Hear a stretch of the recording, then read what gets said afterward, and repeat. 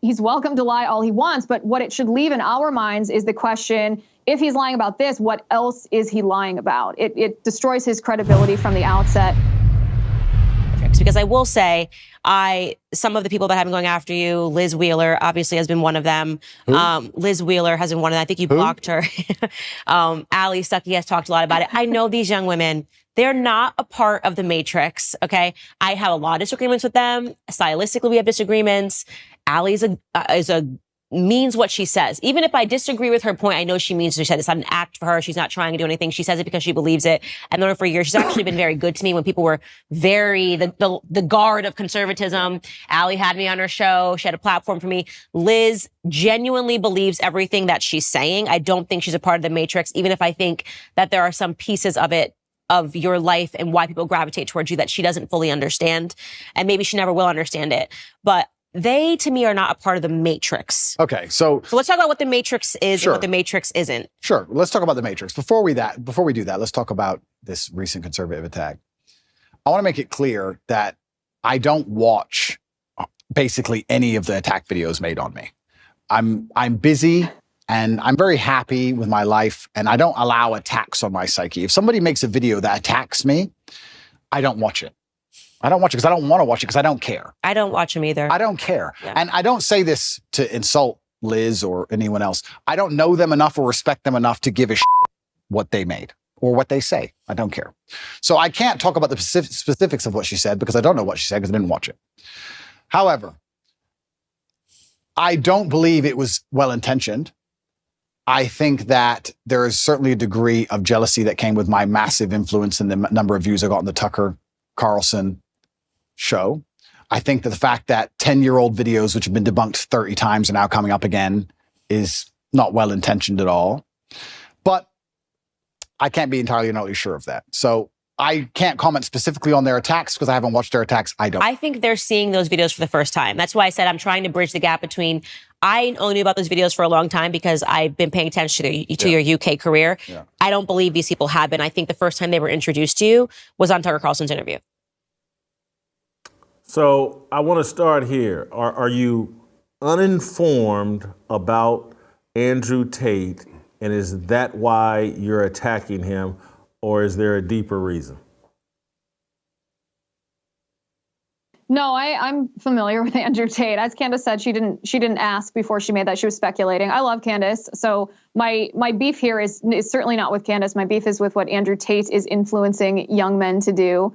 I found that clip to be quite funny. I'd seen that when Candace aired that.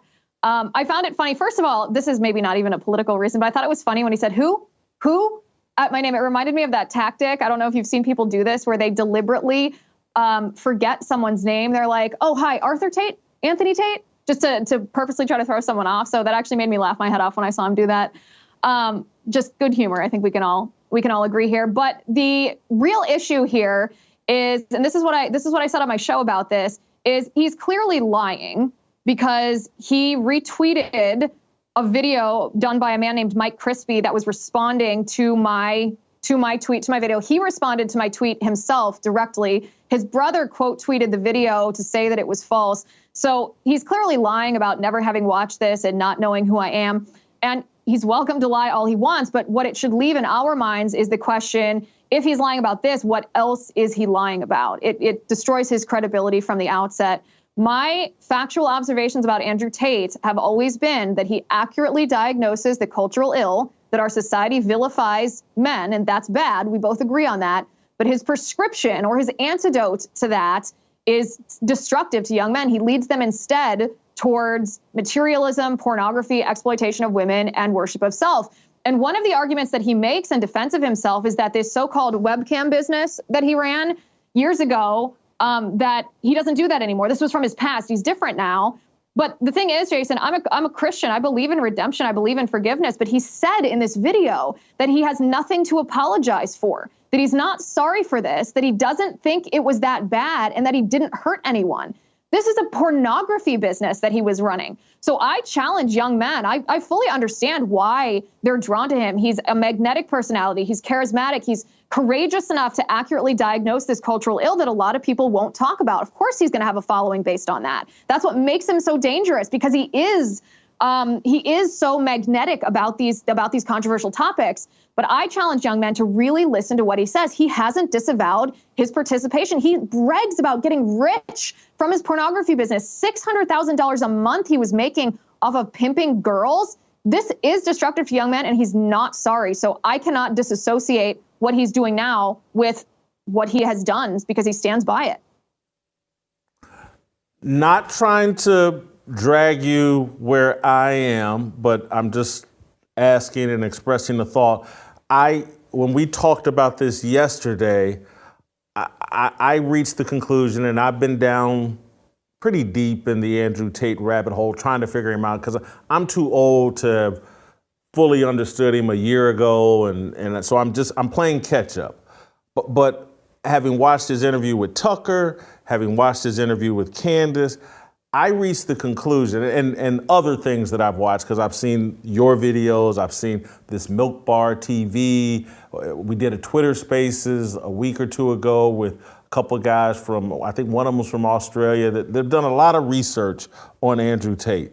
And my conclusion is that virtually every time Andrew Tate opens his mouth, he's lying. Virtually everything he says is a lie, and it's all part of a sales package. He is a charismatic salesperson, and I've said this, and everybody knows, I'm a Tucker Carlson groupie.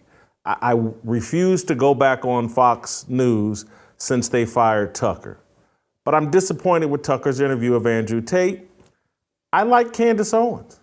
I'm disappointed with these interviews, with her interview of Andrew Tate, because I thought there was way too much co-signing of things that were obviously detrimental and dangerous. And so I feel like Andrew Tate, this is where I'll leave the question with you, he's putting on an incredible PR campaign through conservative media outlets. And I think it's important that people like yourself, Ali Beth Stuckey, and on this show, that it's great that he says the right things about some things, but overall, this guy is a net negative, no question about it.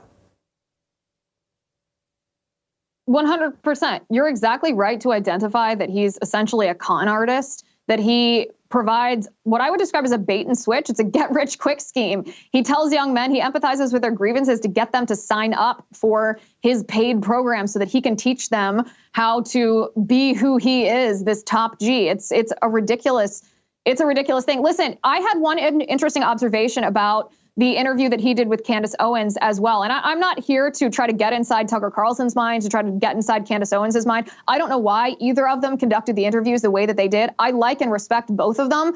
As I said, my focus is my critique of Andrew Tate here, although I do think Andrew Tate is emblematic of a bigger problem in the Republican Party. But something that he articulated in this interview was that whatever he has done in his past that was immoral was justified because he came from a hard knock background. And Candace actually compared him to Jay-Z slinging cocaine and saying, well, he doesn't do that anymore. He did that when he did what he had to do. And Jason, I reject this. I think this is 100% moral relativism. Something that is wrong is objectively wrong, regardless of your economic background, regardless of whether you come from a broken family. You're not justified, for example, assaulting someone just because your parents were never married or your parents are divorced or because you are poor before you were rich. Of course not. There's objective right and objective wrong. And I think not only is this moral relativism, I think the idea that it's okay, let's just shrug this off, brush it under the rug because it happened because you came from a bad background is a repudiation of the American dream. Do we believe that there's upward mobility, that someone who comes from a hard circumstance can be successful through their own honesty, integrity, and hard work? Or are we rejecting that idea? And it seems to me that Andrew Tate rejects that idea, which is very dangerous. Also dangerous message for young men. Like what you saw? Hit that like button, subscribe, and check out the full episode by clicking the link below.